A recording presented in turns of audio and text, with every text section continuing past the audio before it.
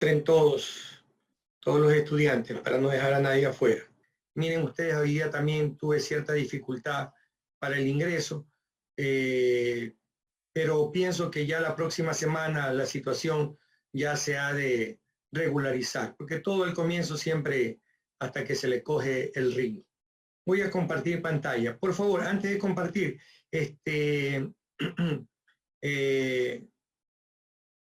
préndame la cámara todos para verlo si están. Están 27, me faltan 3. A ver cuál es el que me falta para anotarlo.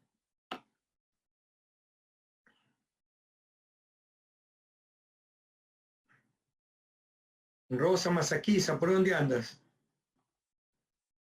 Por comenzar embriología femenina, ¿no es cierto? Ahí nos quedamos la vez anterior, ¿no? Sí, doctor. Ya, listo. Bueno, vamos a iniciar el estudio de la embriología femenina. No pienso sacar los embriólogos. Todo lo que yo hago en las charlas, y por eso les dije, voy a hacer charlas magistrales, es tratando de no desviar la atención en cosas que de pronto en su formación como médicos generales les interesan. No digo que el resto del conocimiento no sea válido, todo conocimiento es válido. Y ustedes tienen para cualquier otra inquietud o algo, los libros de texto que ya han de ver algunos abiertos para poder revisar la literatura en cuanto a estos temas. Yo me guiaré simplemente en el conocimiento que creo que deben de tener ustedes y el porqué de estos temas. Muy bien, vamos a revisar embriología femenina. Y ustedes y yo sabemos que el embrión, o nosotros nos formamos a partir de un disco trilaminar, ectodermo, mesodermo y endodermo. De ahí partimos todo, ¿no?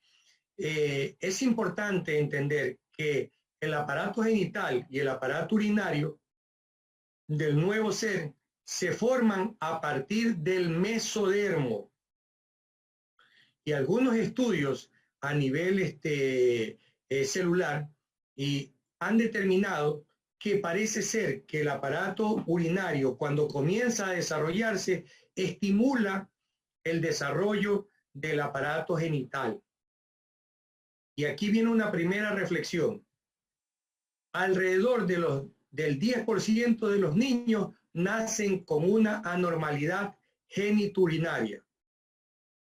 ¿Cuál es la reflexión? Que todo niño que tiene alguna anormalidad en sus genitales deben de buscarle a ver si no tiene riñón en herradura, si no tiene doble pelvis renal, doble ureter, o sea, alguna anormalidad en el árbol urinario. Entonces, el médico que investiga debe de saber esto para relacionar lo uno con lo otro. Vamos a la parte del sexo del nuevo ser, aprovechando que ahora incluso las historias clínicas de los hospitales traen género. La palabra género, no la palabra sexo que venía antes, hombre, mujer o masculino y femenino. El formulario 008 que vamos a utilizar en un futuro y que espero yo ustedes lo conozcan. Si no lo conocen, ustedes pueden bajarlo del internet porque vamos a hacer un ejercicio más adelante con ese formulario. El sexo génico o el sexo cromosómico del embrión está determinado desde el momento de la concepción. Es decir, desde el momento en que el óvulo es fecundado por un espermatozoide, ya sea X o ya sea Y. ¿Ya? Y en el momento que se une con un cromosoma X, el nuevo ser será mujer. Cuando se une con un cromosoma Y, será hombre. Eso no hay quien lo cambie. Que después, cuando ya nace Juanita Piguave, decide que ella es hombre y se viste como hombre, pues bueno, ya eso antiguamente se lo trataba dentro de la parte de psiquiatría y se consideraba una enfermedad mental. Después del DM10, creo, ya no se lo considera una enfermedad mental, sino que es cómo se siente o cómo está. En todo caso, este grupo de personas que son seres humanos, no vale la pena discriminarlo, pero lo que yo quiero que entiendan ustedes como investigadores y como médicos es que solo existen dos sexos, hombre y mujer, no hay más. Que dos mujeres se quieran vivir juntas, eso es su problema. Que dos chicas que viven juntas van a mi consultorio y quieren que la atienda a las dos, yo las atiendo. Pero no puedo decir que porque la una se viste como hombre es de género masculino. No, no existe. El desarrollo de este embrión desde el momento de la fecundación es idéntico tanto para hombres como para mujeres. Y a esta etapa del desarrollo del sistema genital del embrión se denomina etapa indiferenciada. Y esta etapa termina alrededor de la 7ª semana. Semana en la cual comienza una nueva etapa que se llama etapa de diferenciación de los órganos reproductores o del sistema genital. Y prácticamente a las 12 semanas ya está constituido los caracteres sexuales primarios del nuevo ser. Y esa es la parte embriológica que me interesa que ustedes conozcan y que la tratemos en el día de hoy. La diapositiva para reafirmar que el sexo génico solamente son dos, hombre XY y mujer XX, pero que cuando embriológicamente se encuentran hasta las 7 semanas, el desarrollo es idéntico. La parte fenotípica, el uno es genotípico, la fenotípica, es decir, la externa, comienza a diferenciarse en la semana 7. A nivel del mesodermo, a la 4ª semana, se forma una masa de células a cada lado de la aorta primitiva, y a esta masa de células se denomina cordillera o cresta urogenital. Conforme pasan los días, se diferencian dos porciones de esta cordillera.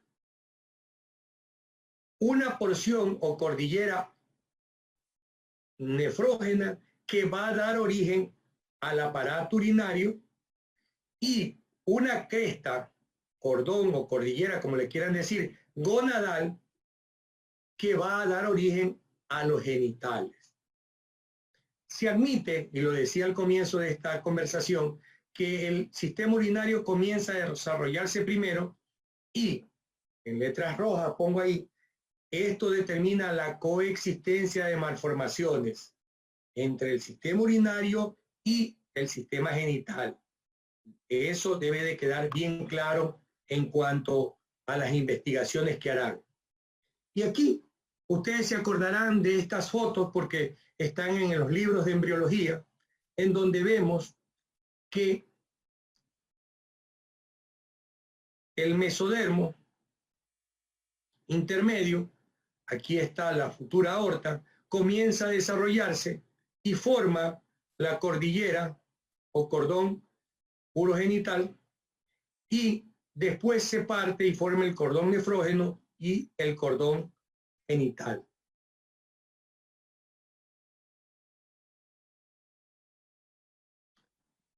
El cordón nefrógeno, y solamente para que tengan una base de conocimiento, pasa por varias etapas. Primero forma como que hace una práctica para ver cómo le sale el riñón. Ese riñón nunca funciona, no es bueno, lo elimina, y luego forma un riñón intermedio que se denomina mesonefro, que desaparece y se transforma posteriormente en metanefros, que es el riñón definitivo. ¿Por qué decimos que comienza la etapa de diferenciación? La etapa de diferenciación comienza cuando ya empiezan a formarse los genitales femeninos.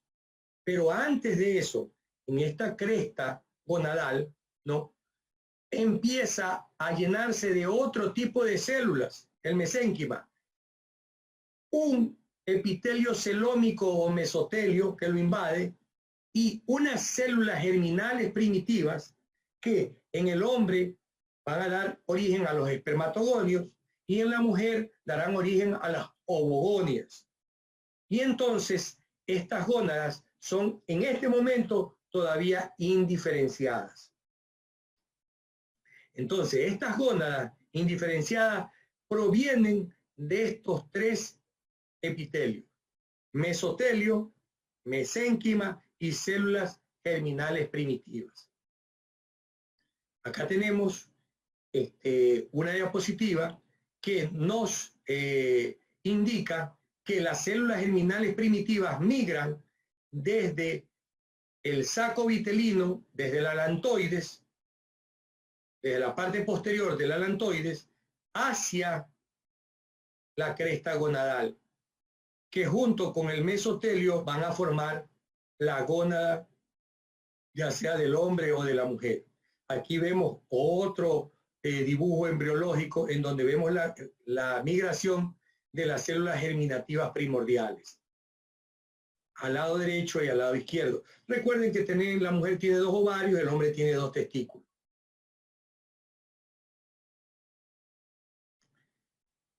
Una vez que el cromosoma Y empieza a actuar por medio de un elemento o un gen que se denomina el gen SRY, la gónada indiferenciada, la médula se transforma en testículo y la cápsula de esa gónada desaparece.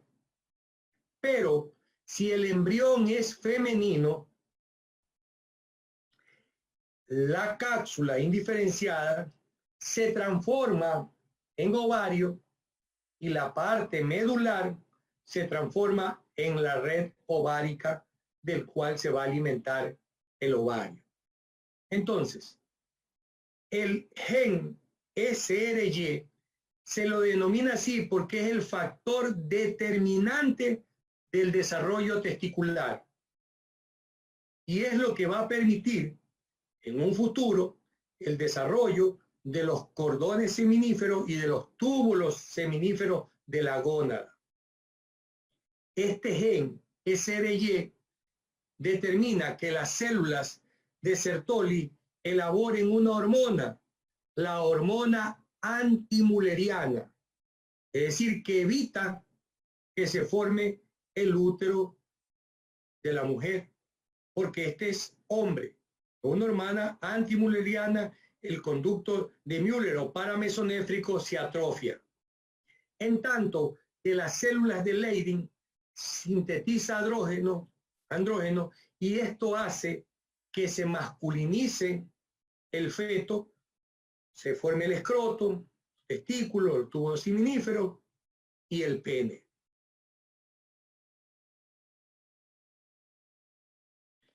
Aquí, en esta diapositiva, podemos observar que la cresta gonadal puede migrar a convertirse en testículo o a convertirse en ovario. Cuando se convierte en testículo, ¿por qué? Y esto es lo importante, por el gen SRY, es el gen determinante de la formación de los genitales masculinos. En tanto que cuando hay el gen X, el cromosoma X, se forma el DAX1, que es el que estimula el desarrollo de la corteza de la gónada para que se forme el ovario y la parte medular, la red ovárica. Es fácil entender que en aquellos seres humanos que nacen con un solo cromosoma, es decir, X0, no va a haber desarrollo de genitales masculinos y el embrión se va a desarrollar como mujer. ¿Por qué? Porque no hay el gen SRY que estimule a las células de Sertoli para que secreten el HAN y las de Leydig secreten los andrógenos. ¿Ya? Entonces, estos conductos, como no se desarrollan, el ser humano, mujer, fenotípicamente hablando, va a tener atresia folicular porque no va a desarrollar unos ovarios completos porque no tiene el complemento del otro cromosoma X y va a tener unas estrías gonadales bilaterales. Y aquí vemos nuevamente el desarrollo de el epitelio o mesotelio, el mesénquima, las células germinales primitivas en cordón gonadal que cuando existe el cromosoma X forma la médula y la red ovárica rudimentaria. Aquí vemos otra vez el desarrollo. ¿Qué es lo que permite esto? Que la niña de 8 semanas ya tenga 600.000 ovogonias en sus futuros ovarios. Y que cuando el embrión tenga 27 semanas, alcance un total de 6 a 7 millones de ovogonias en sus ovarios. Y a partir de este momento vienen los fenómenos de supervivencia que nosotros llamamos de adaptación y de apoptosis, escogiendo las mejores ovogonias y por lo tanto disminuye su número y al momento de nacer el nuevo ser femenino solamente tiene de 1 a 2 millones de ovogonias en sus ovarios. Y ojo, que todavía sigue el fenómeno de reclutamiento de las mejores ovogonias, de tal suerte que, quedando en reclutamiento, los ovarios no trabajan en la infancia y cuando empiezan a trabajar en el momento de la menarquia, la mujer apenas tiene de 300 a 400.000 ovogonias en sus ovarios. Pero escúchenme bien, futuros doctores, hombres y mujeres, de 300 a 400.000, la mujer no va a utilizar más que 300 o 400 de ellas. 300 o 400 de ellas. ¿Por qué? Porque cada mes la mujer hace reclutamiento folicular y escoge uno solo, el mejor, y se van atrofiando las ovogonias que se empezaron a desarrollar. Cuando una mujer comienza la menarquia, no tiene ciclos ovulatorios y tarda alrededor de 1 año en tener ciclos ovulatorios. Entonces, si en buen romance una mujer comienza a menstruar a los 12 años, a los 13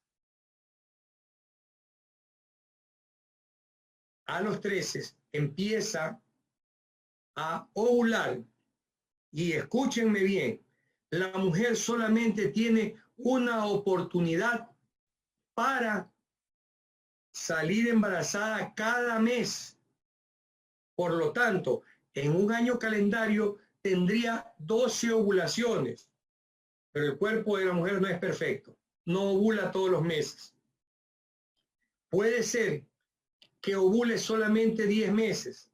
Hay otras que ovulan 6, otras que ovulan 4. Eso veremos cuando veamos amenorreas. Pero aquí, buscando la normalidad, diremos que la mujer ovula 10 veces en el año.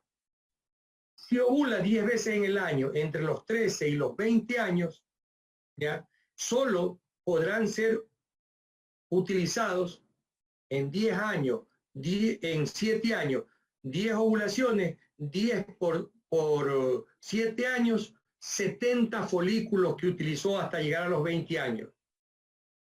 De los 20 a los 50, que más o menos es el tiempo que le llega la menopausia a la mujer, ¿ya? Serán 10 por 30, 300, más los 70, 370 folículos que utilizará realmente la mujer para tener bebitos durante toda su vida fértil. Estos ovocitos primarios o ovogonias, como le querramos decir, constituyen la red de reserva ovárica para la fertilidad de la mujer. Doctor, usted nos rellena hasta este momento, estamos medio asustados de un pocotón de cosas. Todas estas cosas tienen relevancia porque tienen que ver con los apartados posteriores que vamos a ver. Y por ejemplo, puedo decir que esta red ovárica es lo que sirve para investigar a la mujer infértil y que nos permite ver si la podemos ayudar para que ella embarace por su propia cuenta o directamente decirle, ¿sabe qué? Su red ovárica es mala, es escasa, no sirve.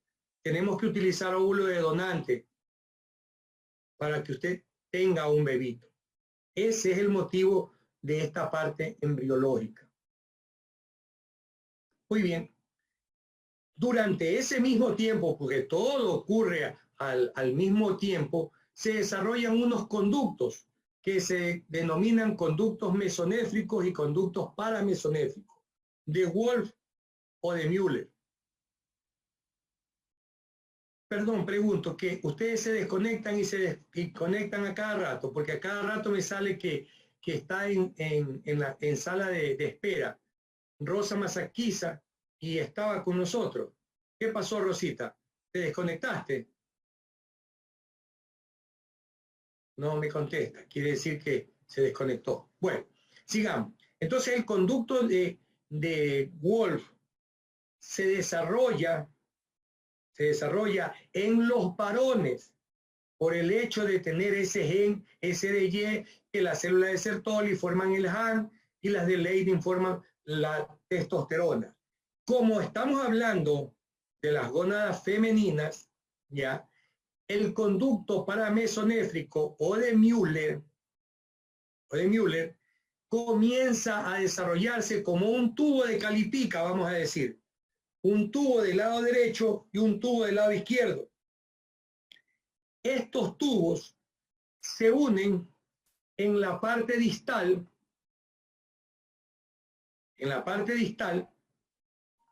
y forman el primordio útero vaginal. Doctor, una pregunta. El primordio útero vaginal. ¿Perdón? ¿Alguien habló? Sí, una pregunta, doctor. Ya, escúchame, René.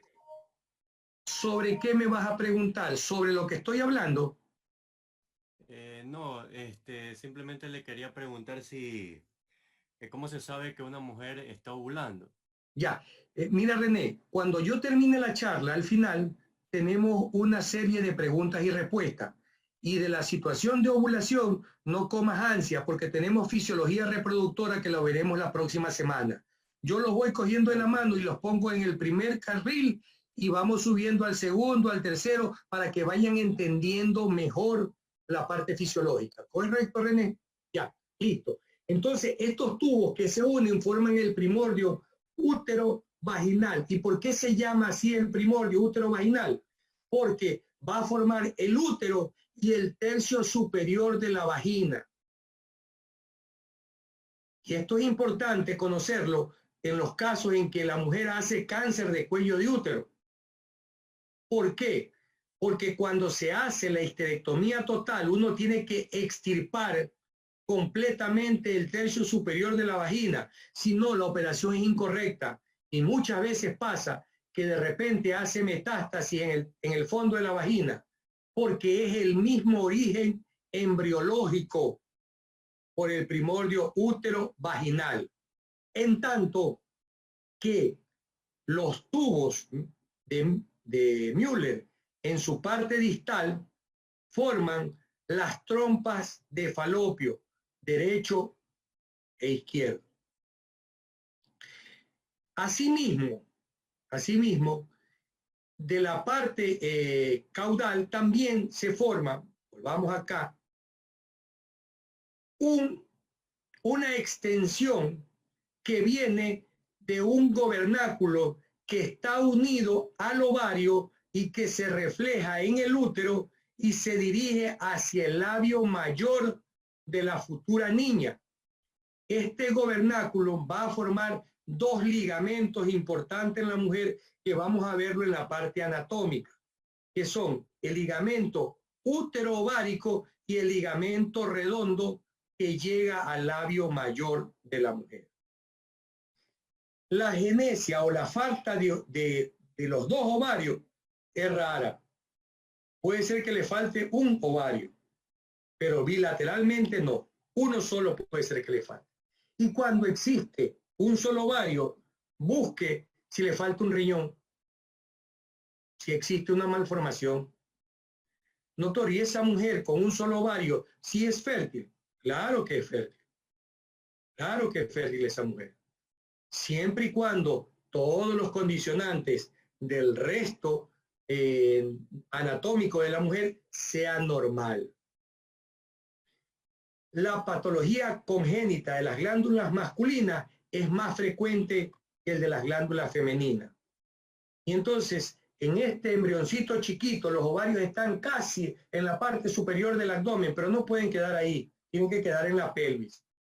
Entonces, este gubernáculo es el que tracciona el ovario y lo trae hacia la pelvis y se queda allí constituyendo el ligamento útero-ovárico. Y la parte inferior se dirige a las tumefacciones labioescrotales que van a formar los labios mayores de la futura mujer.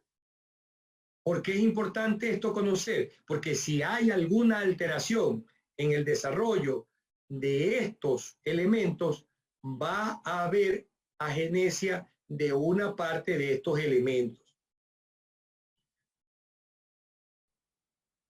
En la parte del desarrollo de las trompas, rara vez hay falta de trompas, rara vez. Lo que puede haber son quistes u orificios accesorios de la trompa, duplicación del ostium tubárico, falta de desarrollo o de canalización en sí de la trompa, ya nace obstruida. Y todo esto es importante conocerlo porque sirve en las mujeres en su valoración para la infertilidad femenina. Es más, la infertilidad femenina está tan desarrollada que ahora se ha demostrado que en las mujeres que tienen infertilidad, a pesar de que no tienen el gen SRY, no sabemos por qué circunstancia pueden formar hormona antimuleriana y esa ser la causa de su infertilidad. Dejo ahí abierta la paréntesis y cerrada para dejarles una inquietud para que la vayan a buscar en el libro. No la voy a contestar porque la vamos a contestar cuando veamos infertilidad. O sea, yo trato de explicar para que entiendan que lo que está puesto es por una razón que no se entiende ahora, pero que tiene un contexto futuro en este aprendizaje. El mesotelio posterior o peritoneo pelviano posterior también se ha considerado que tiene parte de origen del sistema mulleriano y se ha determinado que puede tener un carácter totipotencial y dar origen a células endometriales que solo deben de estar en la cavidad endometrial y no fuera de ese lugar y provocar una enfermedad que veremos luego que se denomina endometriosis o incluso que puede llegar a una neoplasia. Continuando con el desarrollo de los órganos genitales de la mujer, este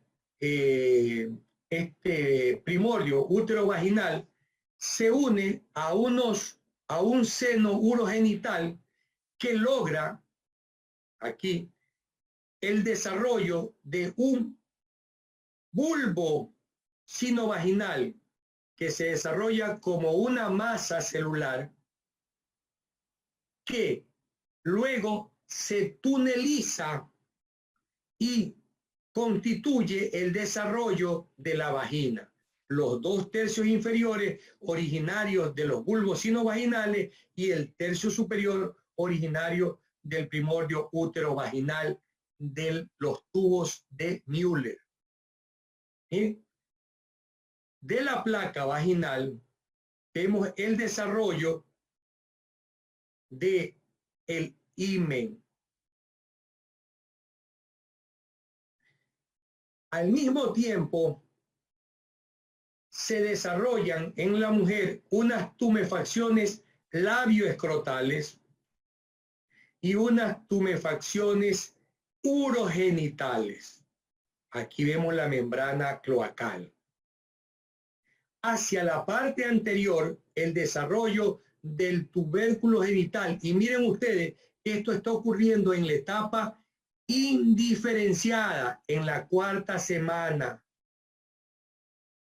Todavía no sabemos si va a ser hombre o va a ser mujer.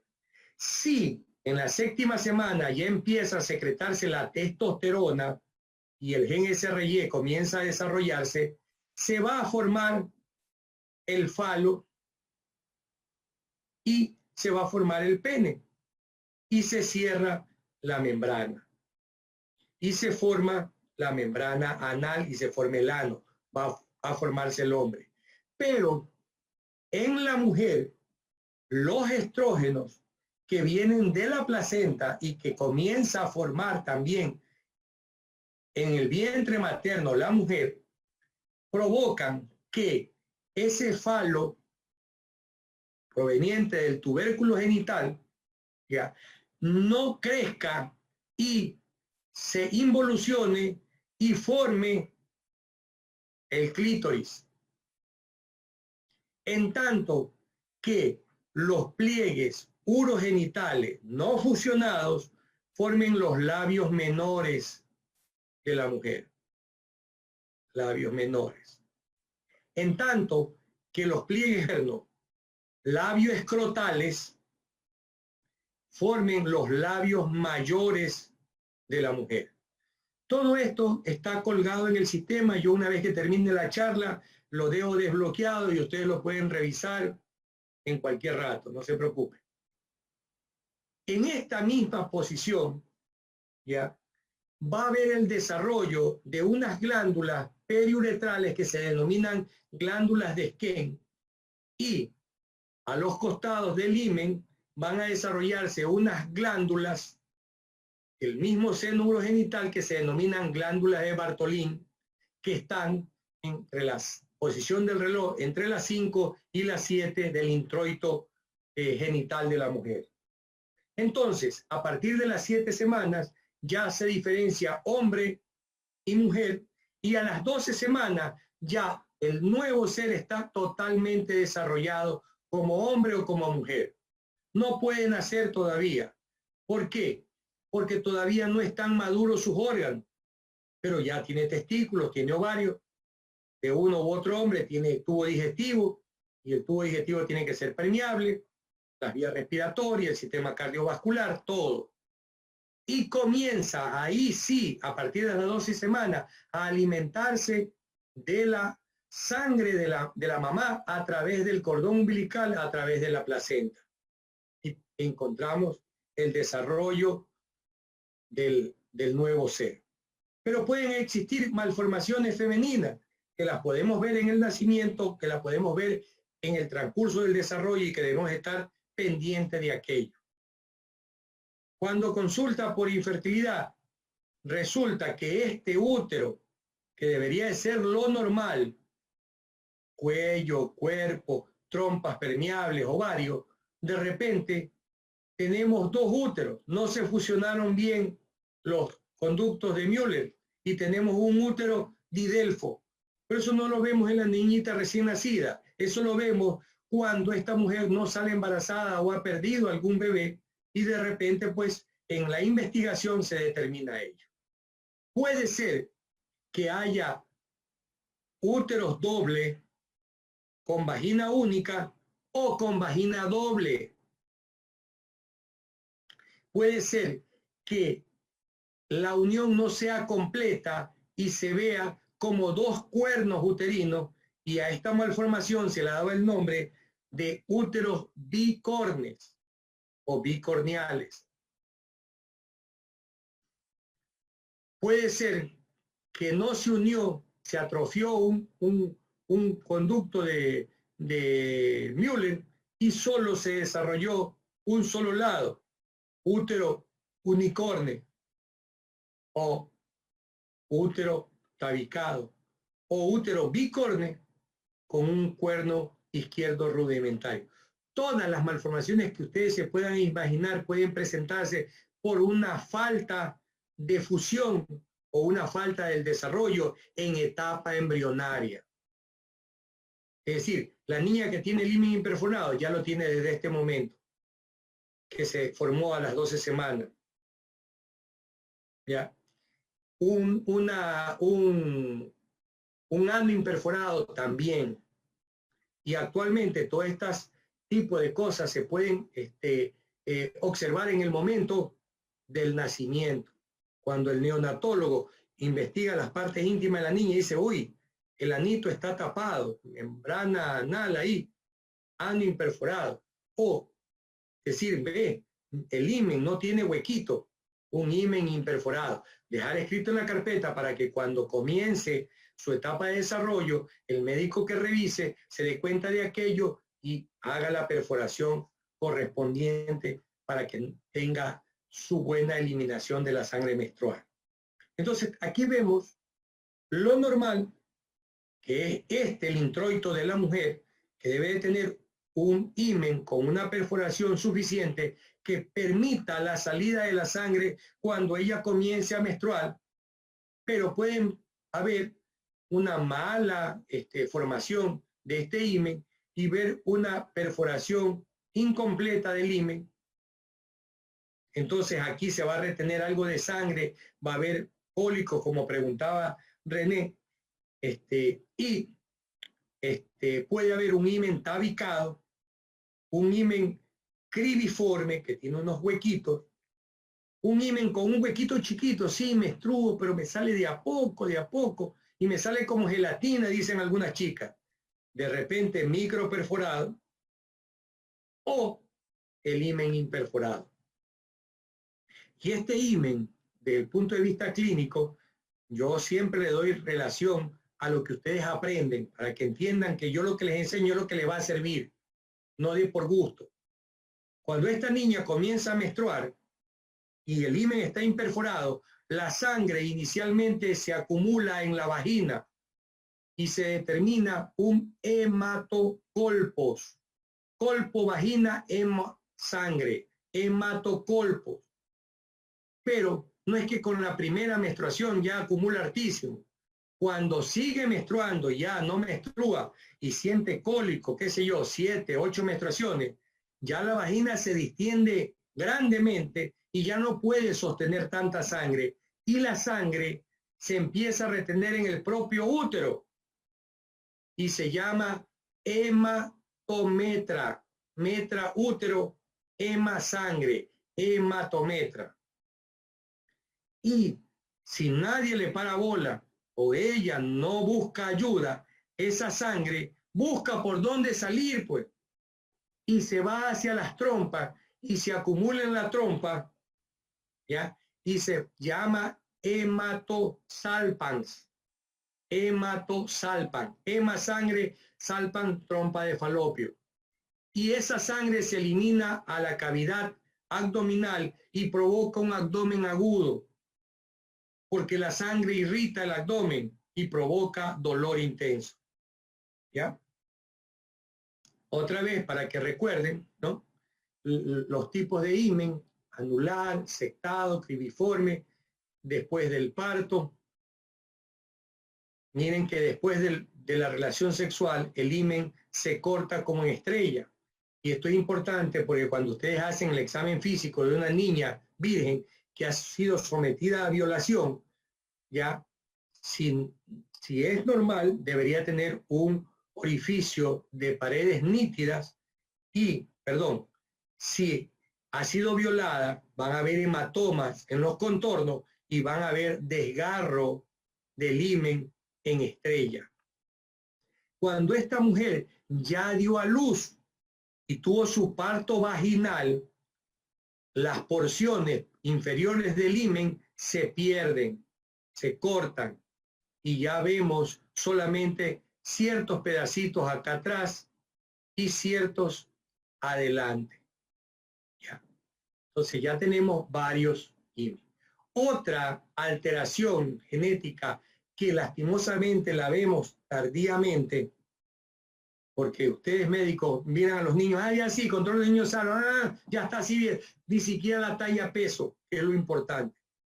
Tenemos la disgenesia gonadal mixta o la disgenesia gonadal pura, cualquier disgenesia gonadal, en donde en la mixta tenemos testículos de un lado que no funciona, ¿ya?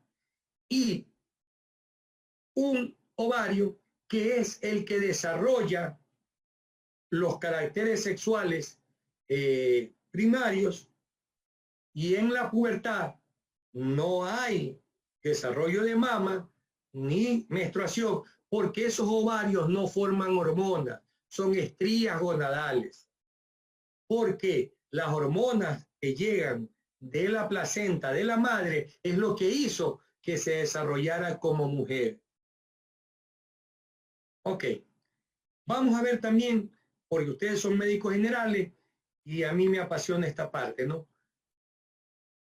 También nosotros los ginecólogos podemos ver una mujer linda, preciosa, como Jocelyn, Angie, como todas las mujeres que están aquí, ¿ya?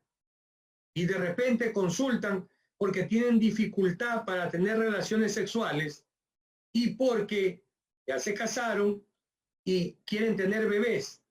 Y oh, sorpresa, no es mujer, es un hombre. Es un síndrome de feminización. Feminización porque fenotípicamente es mujer. Son mujeres preciosas, altas, que todas casi nuestras mujeres son chaparritas, ¿no? Son de 1 metro más o menos, ¿no? Angie, no, tú eres de 1,20 m, no. 1,69 m, doctor. Ya te consideras alta, ¿no? Bueno, entonces, el testículo no ha terminado de desarrollarse bien y no cumplió la formación de testosterona. Son mujeres con testículos, que son los que estamos viendo aquí, que deben de ser extirpados porque toda su vida se desarrollaron como mujeres. No tienen útero, no tienen ovarios, y lo que tienen es una bolsa ciega, que es donde pretenden tener relaciones, y la gran mayoría tienen relaciones anales para complacer a sus parejas. Son hombres, en realidad, genéticamente, porque si usted le hace un estudio cromosómico, es XY. Las mamas crecen, no tienen menstruaciones, y desde ahora les dejo el mensaje que a estas personas no hay que irle a contar a todo el mundo, vengan a verlas. No, hay que hablar con ellas, hay que hablar con el psicólogo y el psiquiatra, porque ellas son mujeres, aunque genéticamente tengan cromosoma XY. Se desarrollaron como mujeres y lo que hacemos nosotros, me adelanto, es a darles hormonas más femeninas para que termine de desarrollar. Lo que tenemos que decirles es que no van a tener bebés nunca. También podemos ver pseudohermafroditismo, cromosoma XY, con efectos genéticos para la formación de testosterona, de desarrollo testicular rudimentario, casi siempre están en el canal inguinal, y un pene pero chiquito, anormal. ¿Qué otras alteraciones podemos ver en los hombres? La hipospadia, el varón que se orina los zapatos, porque no orina el servicio higiénico, sino que orina hacia abajo. Y esta hipospadia, es decir, la uretra, puede estar en cualquiera de estas partes. La apertura, perineal, escrotal, distal, glandular, qué sé yo. Y esto se debe a una producción inadecuada de andrógenos. El pene se desarrolla poco y tiene ligeramente incurvación. El pene bífido es raro, pero yo sí conozco por la literatura mundial en Estados Unidos 2 hombres que tienen 2. El mismo hombre tiene 2 penes. Esto se debe a que en el desarrollo tuvieron 2 tubérculos genitales, pero generalmente suelen tener desde el nacimiento otro tipo de alteraciones como extrofia vesicular y anomalías de ano imperforado, anomalías del aparato urinario. Es importante tener en cuenta eso. Otra patología que vemos generalmente en los niños es que cuando ustedes lo examinen, vean si los testículos están en la bolsa escrotal o escroto. Testículos no descendidos o criptorquidia. Pero hay que esperar un poco. A veces el testículo desciende a los 6 meses o al año.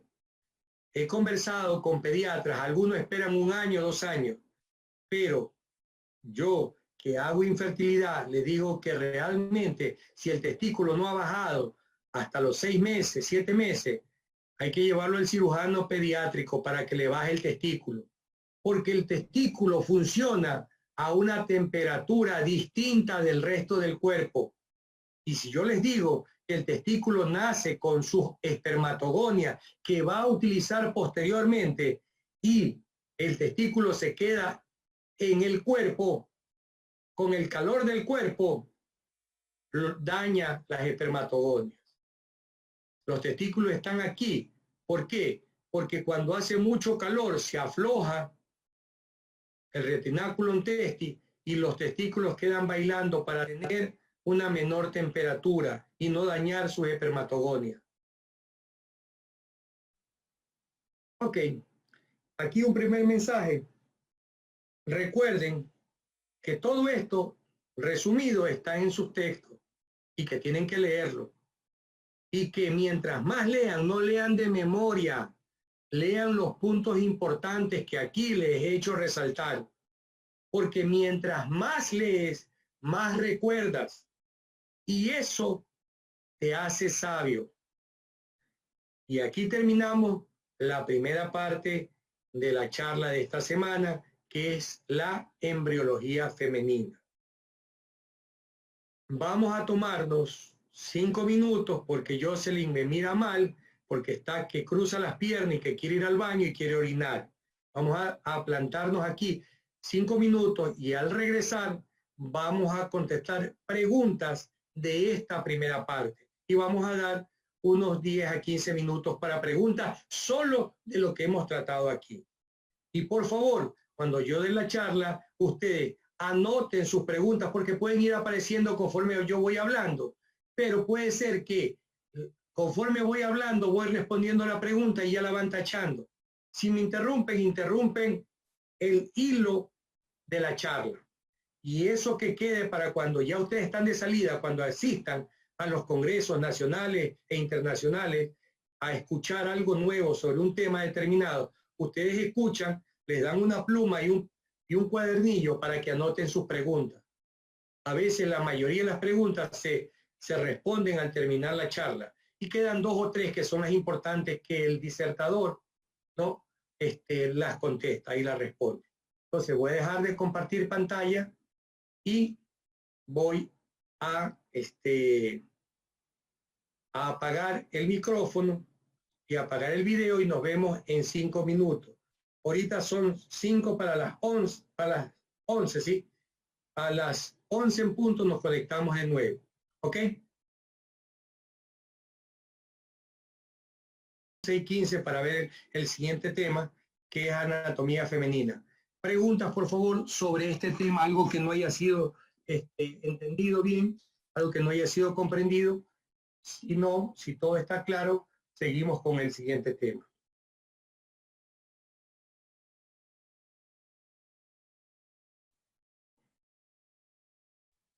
Escucho.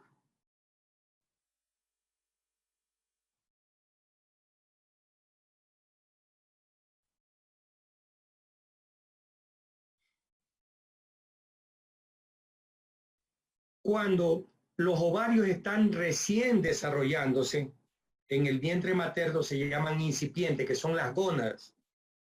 Y cuando ya está más desarrollado, alrededor de las 20 semanas, ya es tardío el desarrollo, y ahí tenemos los 6 a 7 millones de ovogonias. Recuerde que estamos embriológicamente hablando.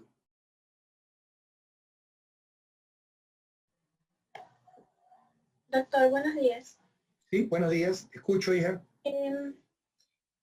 Quería preguntar si la forma en que esté el himen, ya sea cribado o que tenga una perforación, una pequeña perforación, determina el tiempo de menstruación de la mujer, ya que como no tiene una perforación normal, la sangre que elimina, como elimina la menstruación, es más lenta.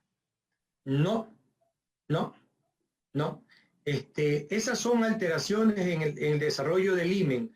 Una chica que tenga, aunque sea un huequito en el himen, va a menstruar cuando comienza. Lo que va a menstruar es con cólico, probablemente. Pero recuerden que los coágulos es como gelatina. Y a ustedes, de pronto, digo ustedes mujeres, no vayan a... Christopher ya me miró mal. O sea, a ustedes mujeres, de repente cuando están menstruando, de repente sienten un cólico intenso, que se toman el Femen y en lo que sea, y de repente les da ganas de orinar, de hacer popó, van al baño, se sientan en la taza y de repente sienten que algo cae, ¡puc! Y es un coágulo grande. ¿Y cómo salió un coágulo grande por un huequito chiquito? Sale, porque es como gelatina el coágulo. Entonces, mientras tenga el huequito, la mujer menstrua y no tiene nada que ver, ¿ya?, con el desarrollo de ella, porque si forma las hormonas, que es el ovario, eso determina el desarrollo y eso lo veremos cuando veamos pubertad. Solamente es importante cuando es el himen imperforado, ¿ya? ¿Por qué? Porque si tiene cólico, está en la edad de los 12, 13 años y le dice mamá, pero que sí, que me duele y sigue y todos los meses le duele, pues tiene que llevarla al médico y lo primero que usted debe de ver es el desarrollo de los caracteres sexuales secundarios. Y si usted ve que la niña tiene su cuerpo femenino, es decir, la grasa en la mujer se distribuye de una forma especial que le da un cuerpo de guitarra, ¿no? Y ve que los glúteos están desarrollados, que tiene estrías en la parte de los glúteos, de las piernas, porque ya las piernas ya no son musculosas, sino redondas por la grasa. Las mamas han desarrollado, está formando hormonas y debería de menstruar. Entonces yo miro el himen y veo que está tapado, tengo que hacerle un huequito para que salga la sangre. ¿Ya? Gracias, doctor. Ya, Caterina. ¿Otra pregunta? O sea, doctor, quiere decir que los René, te escucho. cólicos se deben a la forma del himen. Si está muy cerrado puede haber... No. Lo que estoy poniendo es un ejemplo de los coágulos que tiene la mujer y que ella siente coágulo. Y como la mujer es virgen, ¿no? Chuta, mientras, si ella, señora, ya ha dado a luz, pues su vagina está un poquito más distendida y sale con más facilidad el coágulo. Entonces, como no sale con facilidad, el músculo uterino empuja la sangre que está saliendo y la sangre que quiere salir empuja el coágulo y una vez que cae el coágulo desaparece el dolor. O sea, la contracción provoca el dolor, no el coágulo, no el huequito, la contracción, el dolor. Otra pregunta. Mariuxi, Natalie. Prende el micrófono, Natalie. No lo tienes prendido, no te escucho nada.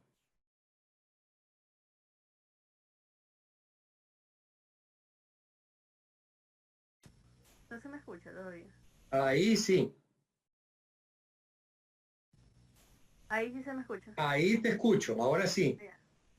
Ya, mi pregunta era que si se detecta esto en los primeros años de vida, entonces ¿para cuándo sería prudente dejar el tratamiento quirúrgico? Si eso se detecta en el momento del nacimiento, o pongamos los 3, 4 años, cuando la niña ya está desarrollada, depende del pediatra. Yo sería de idea de que si se lo detecta en el momento de nacimiento, se espera a los 2, 3 años para hacer el corte y que quede separado. Porque si yo me corto la piel y la aproximo con los bordes, se van a pegar los bordes y otra vez se va a volver a cerrar. ¿ya? Entonces, la gran mayoría de nosotros los médicos no examinamos bien. Y lo que vemos, y yo he visto pacientes que me han consultado por esto, y le digo, qué barbaridad, le digo, a ver, vamos a examinar delante tuyo, porque son niñas, entonces hay que examinar con un familiar, la madre generalmente, y vemos que el himen está bombado y toma una coloración azulada, porque está tratando de salir. Pero como la membrana es gruesa, no lo permite. Si usted la corta con un bisturí, se empieza a salir como llave de agua. Pero eso no hay que hacerlo en el consultorio. Eso hablaremos más después. Aquí simplemente para que tengan pendiente el hacer la investigación y el examen físico de las niñas. Otra pregunta. Doctor, buenos días. Escucho. En el caso de lo que vimos ahí, de que el útero tenía como un tabique en medio y se veía como cada trompa tenía un propio canal, si esta mujer, digamos, pudiera llevar un embarazo normal, Generalmente abortan. Pero mira tú, yo tuve una paciente que me consultó porque estaba embarazada y cuando le hago el eco tenía un tabique pequeño superior y el embrión estaba prendido en el fondo del útero del lado derecho. El lado izquierdo estaba como atrofiado. Creció bien el embarazo. Le hice parto por cesárea para cortarle ese tabique después de que dio a luz. Después tuvo un embarazo posterior y el útero se desarrolló en forma adecuada. Pero cuando el tabique es más grande, no permite que crezca bien el embrión y puede provocar abortos tardíos. Tardío le decimos nosotros alrededor de las 14, 18 semanas, no en semanas tempranas. ¿Otra pregunta?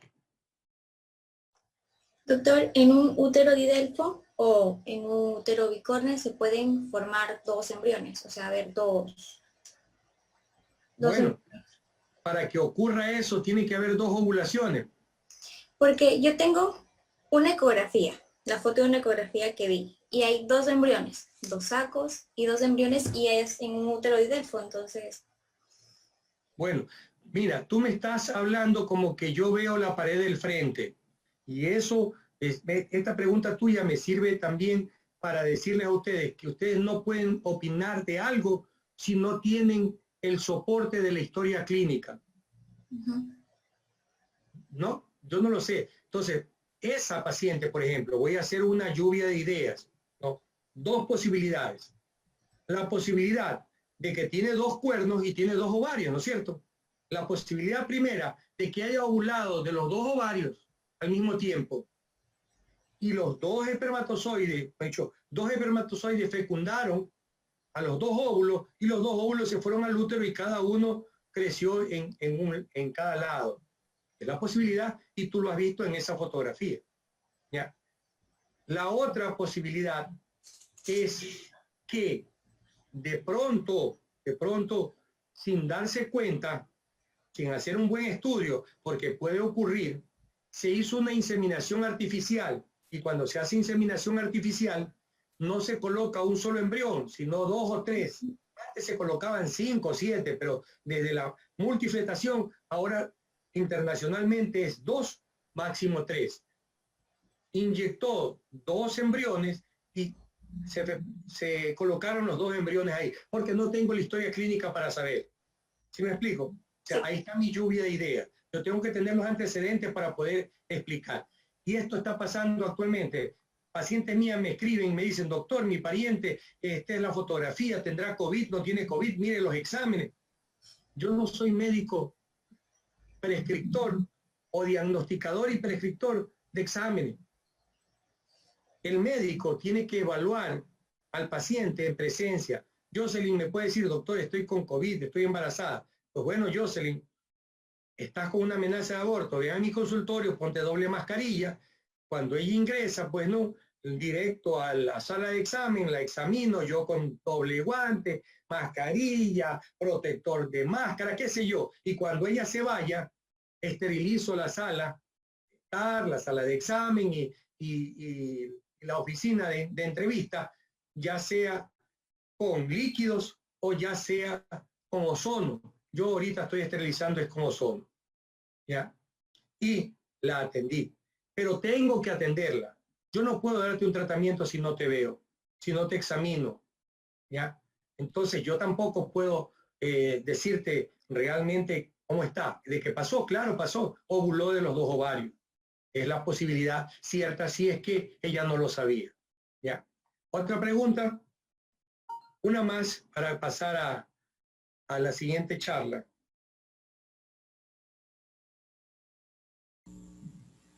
Buenos días, doctor. Como para tener clara los tiempos, tenemos que antes de las 7 semanas tenemos un sistema urogenital, o sea, genital indiferenciado. A partir de la 7ª semana ya comienzan a diferenciarse, y en la 12ª semana ya podemos saber, tenemos bien desarrollado cada carácter sexual, ¿verdad? Sí, Esos son los tiempos. Esos son los tiempos, exactamente. Y en la 12ª semana entonces ya corresponde que en la ecografía podemos ver el sexo del niño, ¿no? Bueno, tú no lo podrás ver, ni la mayoría de los médicos que existen aquí en Guayaquil. Hay que tener muchísima experiencia para las 12 semanas aventurarse a dar diagnóstico. ¿Y por qué te digo esto? Porque, como les conversé, yo hago ecografía tridimensional y a veces colegas me piden que le haga a sus pacientes, ¿no? Y cuando le hago y le digo, señora, va a tener un bebito. Equivocado, doctor, un bebito varón. Equivocado, doctor. Dice, si es niña. Si me lo dijeron a los 3 meses, a lo que tú dices, a las 12 semanas, ya. Recuerda que todo es minúsculo a las 12 semanas. A las 12 semanas el embrión mide 9 centímetros, máximo 11. Y ahí tienes que tener una máquina de alta envergadura, que sea de unos $100,000, $200,000, para hacer zoom, que te permitan ver los genitales allí. Con una máquina pequeña es aventurar el diagnóstico, ¿ya? Y entonces le digo, señora, yo ahora que usted tiene 30 semanas, le tomo una foto al pene y al escroto, pues le digo, mire, tome, es varón. Pero el otro doctor no lo sé. Yo, con la experiencia que tengo, a veces puedo diagnosticar a las 14 semanas el sexo del bebé. A veces me aventuro a hacerlo a las 12, a veces me aventuro, pero las pacientes que me piden, les digo, no estoy seguro. Tenemos que confirmarlo a las 14, 18 semanas. Porque necesito ver bien los genitales y que el feto me tenga las piernas abiertas para poder ver si está partido. Vamos a hacer este ejemplo. Esta es una pierna, esta es otra pierna, y aquí no veo nada y veo la vulva partida. Veo labio mayor, labio menor partido. O si no, puedo ver una protuberancia ligera, que es el pene. Y yo para hacerlo eso, tengo que hacerlo con ese tipo de equipo que hace ecografía tridimensional o ecografía, ahora le llaman de 5 dimensiones. Es la misma, es la máquina más moderna, pero que tiene mejor calidad. Y en eso ustedes me entienden. Ustedes me pueden ver a través de una computadora sencilla y ven difuminado, pixeleado, ¿no? O me pueden ver de una computadora que tenga una calidad de imagen mucho mejor. Y en imágenes, y ustedes ya estudiaron en radiología, es la calidad del equipo lo que permite hacer mejores diagnósticos. Yo puedo diagnosticar un COVID pulmonar con un estándar de tórax. Cuando la paciente está con toda la crisis, le tomo un estándar de tórax y veo imagen en vidrio esmerilado. Pero si todavía no está bien prendido el virus, no lo puedo ver, pero sí lo puedo ver con una TAC de tórax, una tomografía. Entonces depende de la calidad. Bueno, con eso terminamos esta parte y vamos a comenzar la siguiente parte, que es A ver.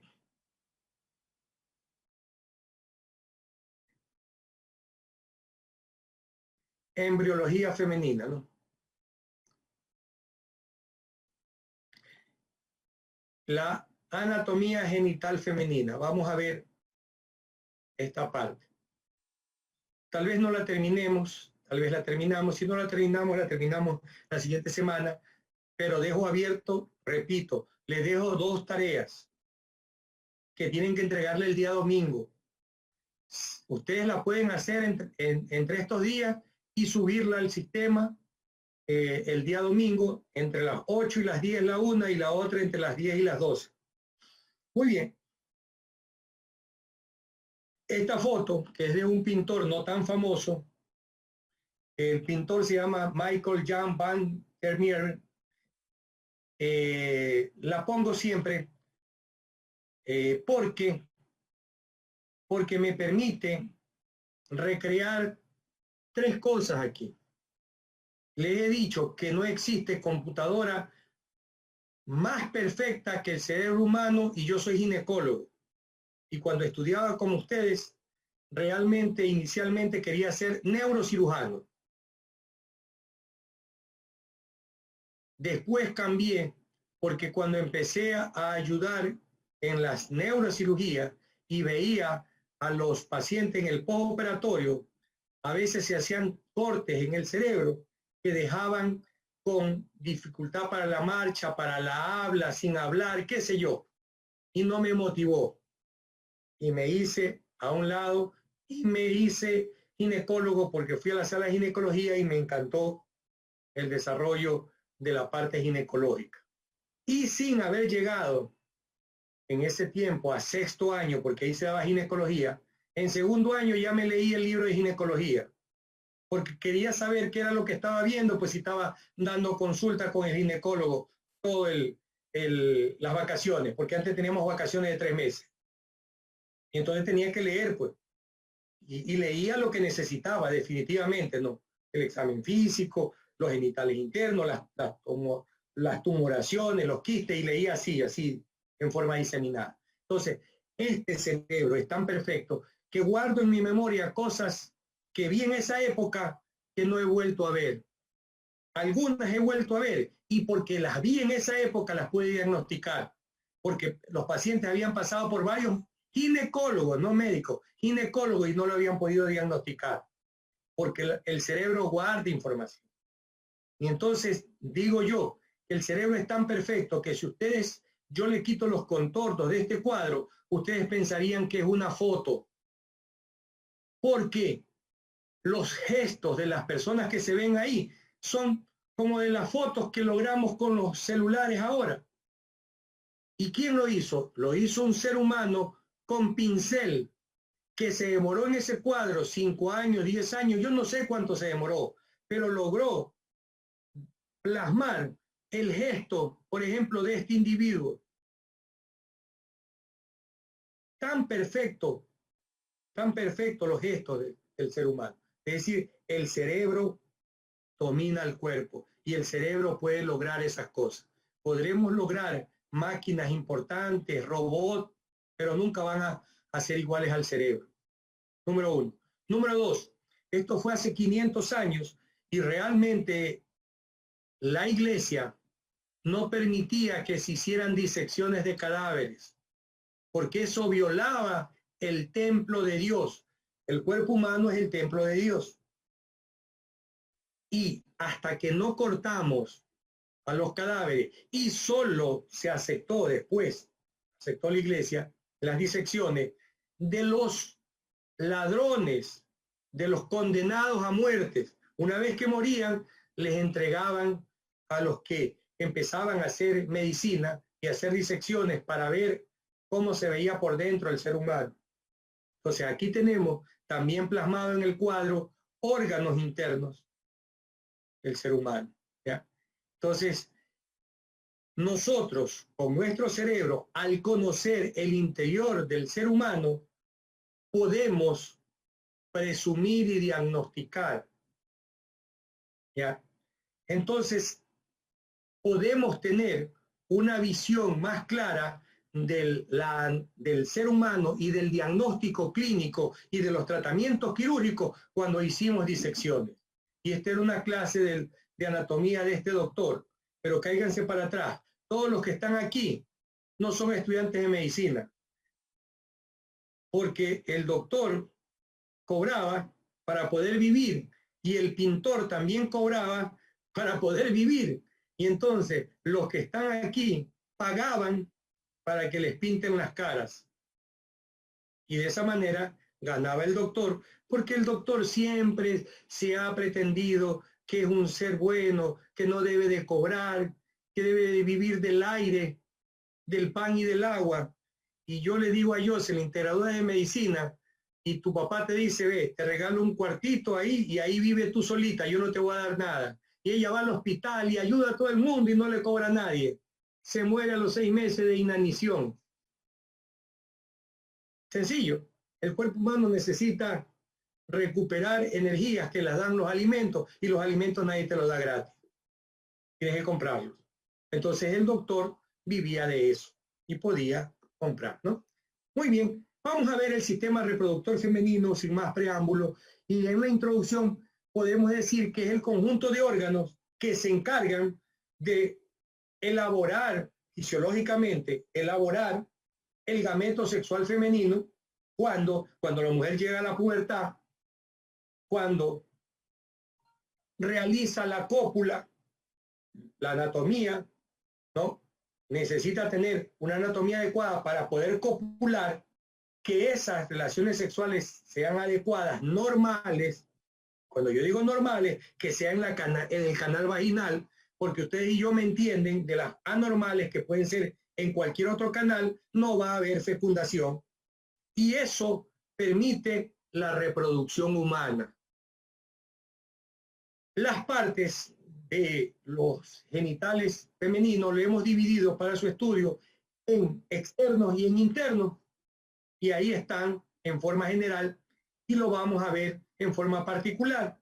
Labios mayores, labios menores, clítoris, introito, horquilla vulvar en la parte externa, y en la parte interna la vagina, el útero, los ovarios, las trompas, ¿no? Cuando nace el feto, nosotros vemos el desarrollo de los caracteres sexuales primarios. Y si tiene pene, decimos es varón. Si no tiene pene y vemos esta foto que es de una niña recién nacida, vemos lo que les decía que veo en la ecografía, los labios mayores abultados, no como el de una mujer adulta acá, sino ligeramente abultado, y una partida en medio, porque el clítoris apenas si se ve una puntita de unos 2 milímetros, ¿ya? Entonces decimos que estos son los caracteres sexuales primarios de la niña. ¿Y cuándo se forman los caracteres sexuales secundarios? Cuando la niña se convierte en mujer, y eso ocurre en la pubertad, que es una etapa de transición de la infancia a la adultez.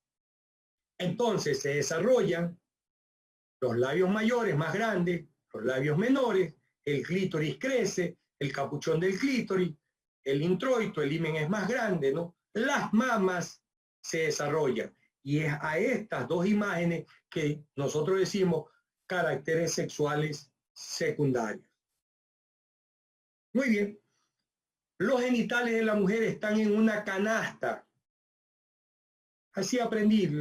Mis profesores míos me decían la canasta pélvica, porque era como las canastas que llevaban las mujeres frutas a vender o iban a comprar al mercado, la canasta pélvica. Pero esta canasta está formada por huesos y por músculos, porque si solo serían huesos, los intestinos y todo se cae pues hacia abajo. Es que no tiene el suelo que lo soporte, y el suelo que lo soporta está constituido por un plano muscular. Los huesos están formados por 3 huesos importantes. Uno, que diría la gente no tiene importancia, pero ustedes ya van a ver que sí tiene importancia, porque es el chiquito, el del rabito, el hueso coxis, pero tiene importancia.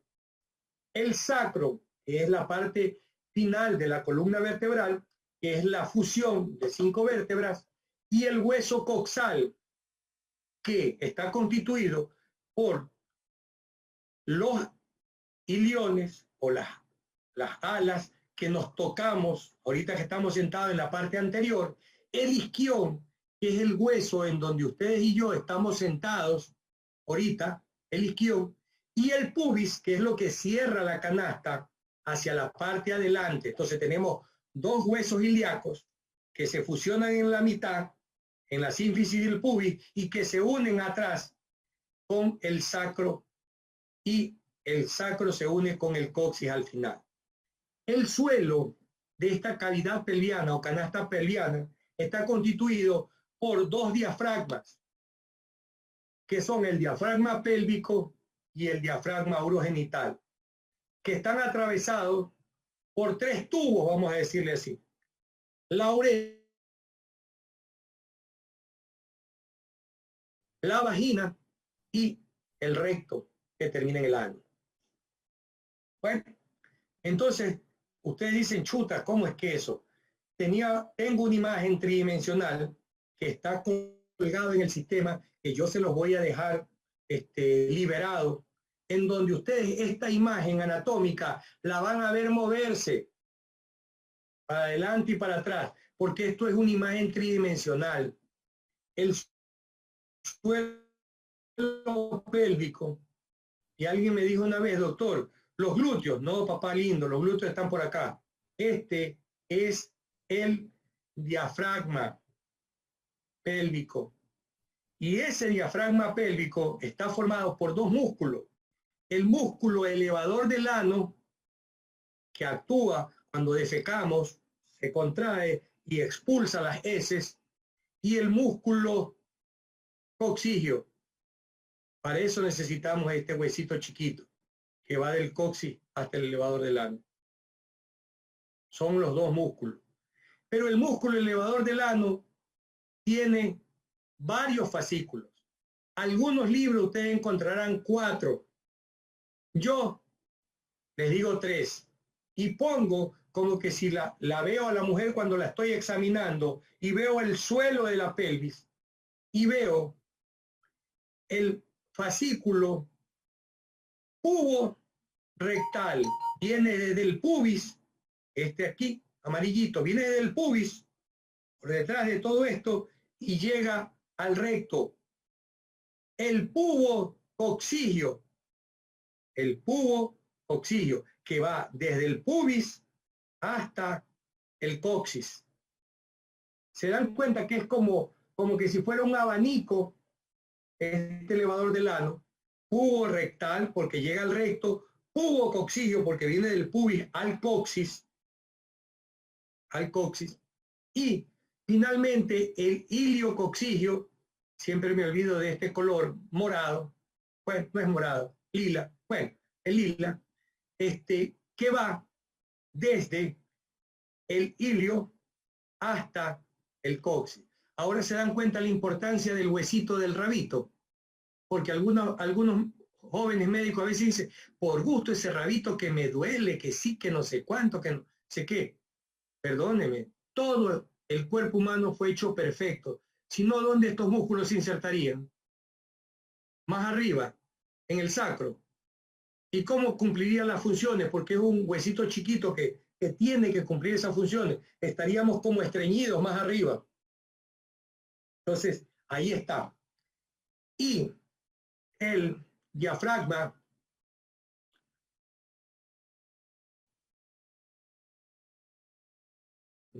acá está. Ya, el diafragma urogenital, que básicamente está constituido por el transverso perineal profundo, que en realidad este transverso perineal profundo tiene el esfínter urogenital, y más que músculo es una capa fibrosa, y el esfínter uretrovaginal, que también lo vemos aquí, que vemos transverso profundo.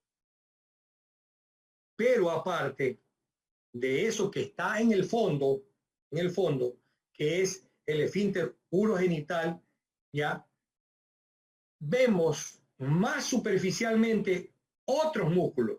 El diafragma urogenital se queda allí, pero cuando yo veo a la mujer, yo veo otros músculos externamente que son el bulbo cavernoso, que es este. ¿Y por qué se llama bulbo cavernoso? Porque está en la vulva y se inserta en la base del clítoris. También otro, el isquio cavernoso. El isquión es una parte del hueso coxal, va hacia el clítoris. Isquio cavernoso.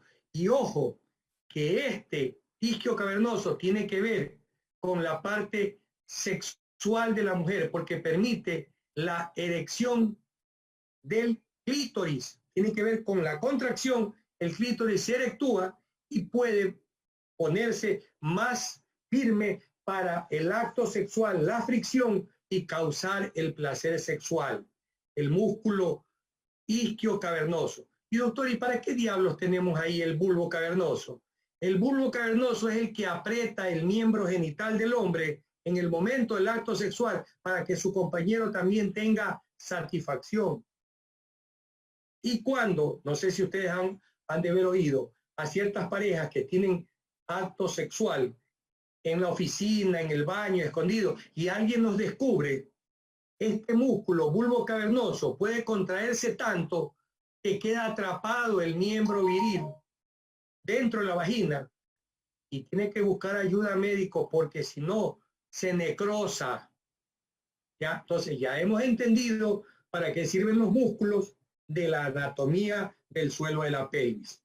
Muy bien, aquí un recorderis rápido para ver el elevador del ano y vemos los tubos que atraviesan el diafragma pélvico, que es la uretra, el canal vaginal y el ano, ¿no? Y aquí tenemos los músculos, el pubo rectal, el pubis al recto, el pubo coccígeo del pubis al coxis y el ilio coccígeo, que están en el fondo de la mujer. Muy bien, cuando yo examino a una mujer y la pongo en posición ginecológica, yo observo sus genitales externos y para discriminar las patologías que yo puedo ver ahí, yo establezco un rombo de examen y ese rombo se llama rombo perineal, que está constituido la parte anterior por el pubis, la parte posterior por el coxis y la parte lateral por los isquiones, que es donde nos sentamos. Y ahí tenemos el rombo. Pero para su mejor estudio, este rombo lo hemos dividido con una línea que va de isquión a isquión en dos triángulos, un triángulo anterior y un triángulo posterior. En el triángulo anterior, pues tenemos el clítoris, la uretra, la glándula de Skene, los labios menores, mayores, el himen, el introito. Y en el triángulo posterior tenemos el rafe medio, el ano, las fosas isquiorrectales a los costados, que son importantes porque cuando hay infecciones a este nivel, las fosas isquiorrectales forman un saco de pus que debemos de abrirlo aquí en el periné antes de que ese acceso se abra tanto al recto como al periné y encontramos una fístula recto-perineal.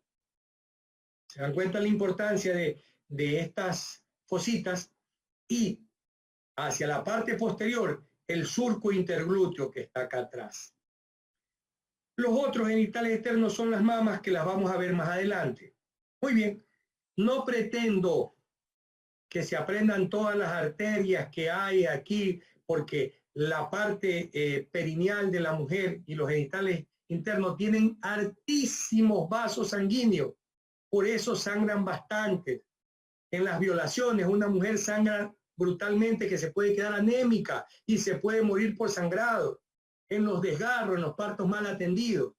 Pero lo que sí quiero que se quede aquí en su mente es que las arterias que irrigan estos tejidos son las pudendas externas y pudendas internas. La pudenda interna irriga básicamente la piel y los genitales externos y los músculos del periné. La pudenda interna, piel, genitales externos y músculos del periné. Y de la pudenda interna sale una rama que se llama rama labial que irriga los labios menores, labios mayores y el clítoris.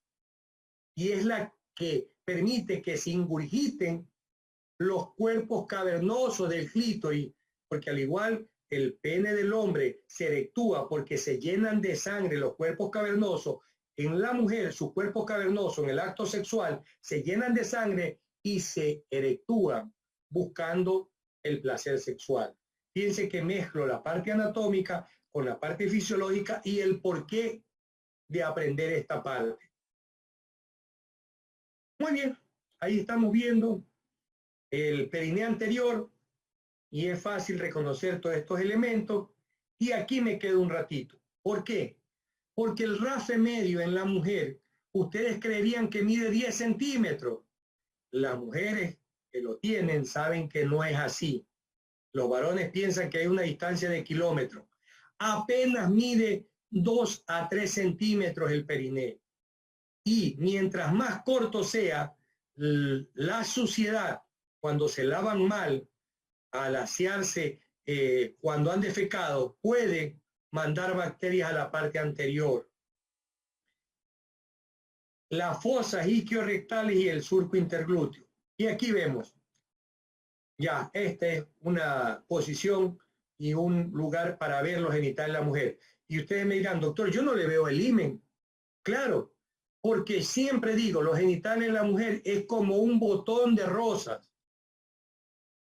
Cuando ustedes ven un botón en rosa, las hojas, los pétalos de la rosa, perdón, están cerrados. Para yo examinar, tengo que con mis manos entreabrir, porque es una cavidad virtual, no es real. Virtual porque sé que está ahí, y la convierto en real cuando pongo el espéculo para examinar. Entonces ahí, ¿qué me llama la atención? El resto de los genitales externos. Pero me baso en el triángulo posterior para llamarle la atención. Miren, este es el ano y este es la horquilla vulvar posterior. Distancia, 3 centímetros.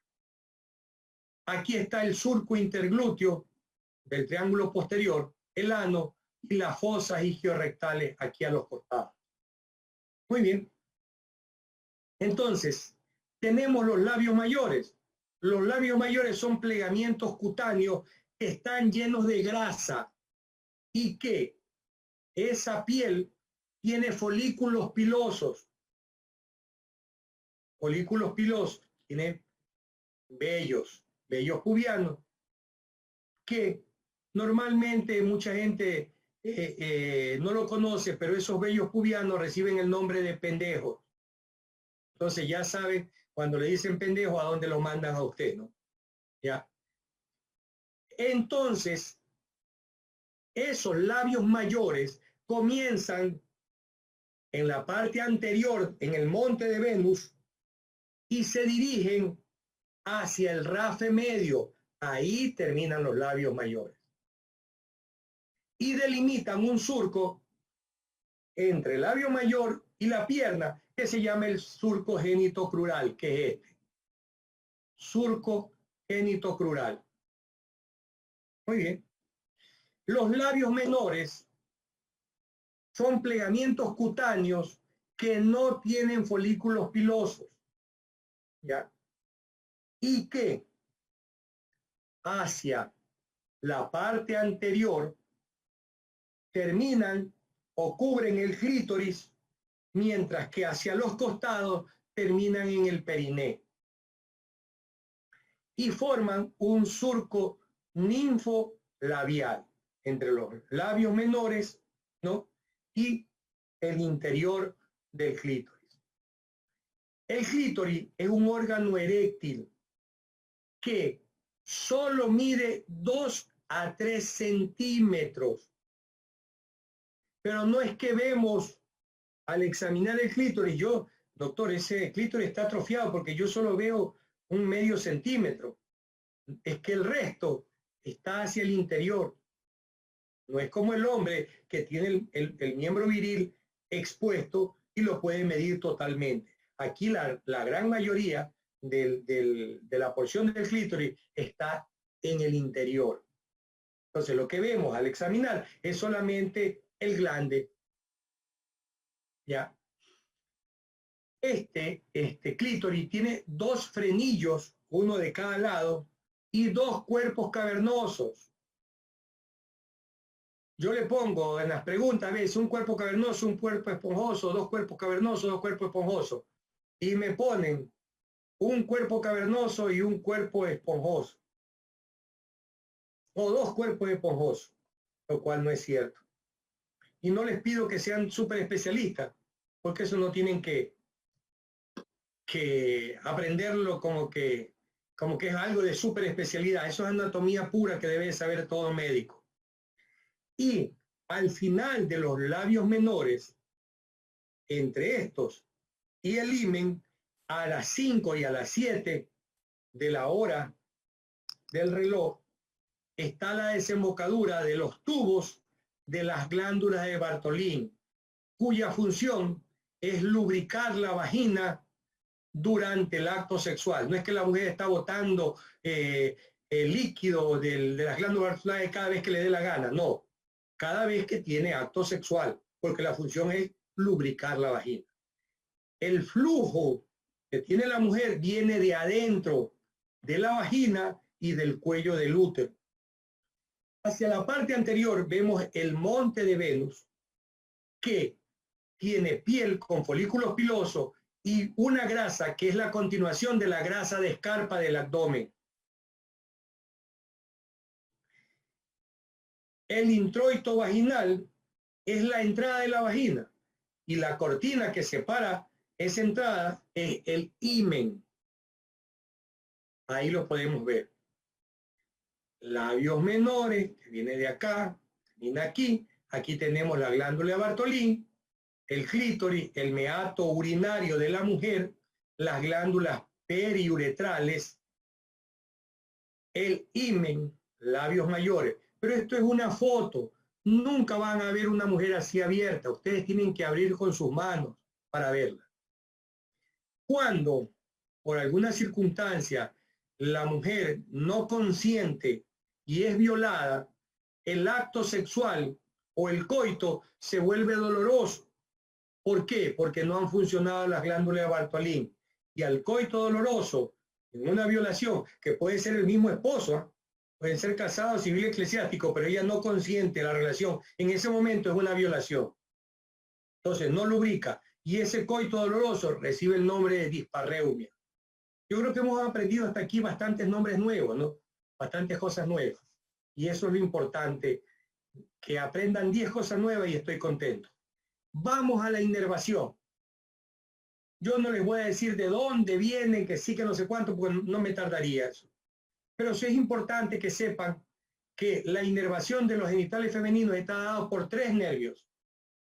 El nervio abdominogenital menor, el genitocrural y el pudendo interno. Y el círculo tiene que ver con el área de acción de cada nervio. El abdominogenital menor prácticamente le da la sensibilidad al pubis y a los labios mayores en la parte superior. El genitocrural, aparte de la vulva en su porción anterior y su porción media. El pudendo interno tiene que ver tanto con la parte interna como con la parte externa. Y en la parte externa tiene que ver con el introito, los labios mayores, el ano, los músculos perianales y los músculos vulvares, los bulbos cavernosos, los isquios cavernosos.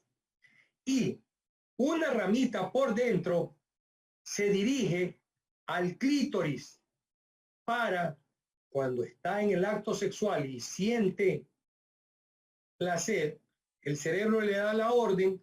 ¿Para qué? Para que se erectúe el clítoris y pueda haber placer sexual. Muy bien. Ahora Vamos a ver los genitales internos. Aunque creo que son 10 para las 12 y mejor los genitales internos lo vemos la próxima semana, porque si no van a tener demasiado material que conjugar y como les dije, yo avanzo conforme tengo programado, pero lastimosamente el asunto virtual es lo que nos detiene, pero lo importante para mí no es avanzar, sino que el conocimiento se quede. Entonces vamos a dejarlo hasta allí y vamos a hacer una pequeña sesión de 5 minutos de preguntas, porque tengo que retirarme 5 minutos antes para liberar la sala para que otro profesor entre a las 12 en punto. Ok, voy a dejar de compartir y voy a pasar lista viendo todas las caras aquí. Y mientras veo las caras, preguntas hasta aquí que les hayan surgido de inquietud. Preguntas. Si todo está claro, estamos por terminada la clase. Yo entiendo que si ustedes me dicen todo está claro, yo puedo hacer preguntas de todo lo que hemos conversado en el examen. Es más, las preguntas ya están hechas, porque, vuelvo a repetir, no quiero sacarlos súper especialistas, no son de especialidad. Es de conocimiento del médico general en ginecología. Y están conversadas en estas 2 charlas que hemos tenido. Y las diapositivas quedan colgadas, así que puede servir hasta las diapositivas para revisar, para estudiar para el examen. Lilibet, Carla me mira mal. A ver, Lilibet. Tengo una pregunta, ¿en qué puede repercutir de que haya una fractura de coxis? Sabiendo ahora la función que ya tiene el coxis. En una fractura. Mira, es buena tu pregunta, porque generalmente, y el otro día me llegó una paciente, me hiciste acordar de la paciente. Doctor, dice, tenía un dolor de las piernas y me fui donde el terapista físico y me dijo que era porque tenía descolocado el coxis y me quería meter el dedo en el recto para coger y colocarme el coxis en su lugar, según él. Es decir, de fracturarlo y moverlo más hacia atrás. No, ni los traumatólogos hacen nada cuando existe fractura. Lo único que le dice, señora, acuéstese cuando pase el tiempo, que es más o menos que las fracturas óseas se sueldan alrededor de 4 a 6 semanas, trate de no tener relaciones sexuales, trate de tomar algún laxante para que sus heces sean más blandas y cicatricen normal. Es raro ese tipo de fracturas, Lilibet, es raro. Particularmente en los 90, 30 años que tengo ejerciendo ginecología, no he visto una fractura de coxis.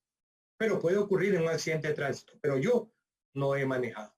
Y si tendría que manejarla, sería con el traumatólogo para vigilar las funciones de la mujer. Siempre les digo que esto no es de un solo médico. Vamos a valorar qué es lo que tiene.